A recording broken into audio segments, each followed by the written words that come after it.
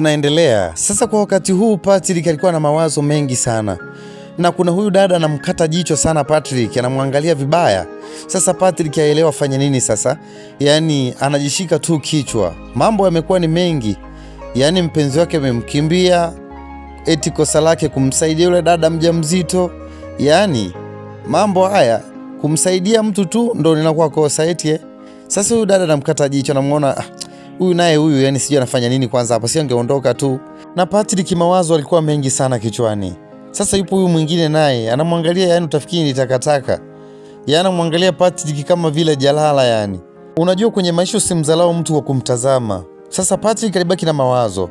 Lakini yule dada ambaye amesaidiwa na Patrick akawa namuona Patrick yupo kwenye mawazo mengi sana. Yaani ni kama kuna jambo fulani hivi kubwa sana limempata, kwa sababu huyu dada hajamuona kinachoendelea. Na nyuma mic mimi ni Ano Voice, jitu la mtumba, chuma cha Mjerumani, kumbe speed bila kusubscribe channel yangu. Nitakushukuru sana guys, thank you.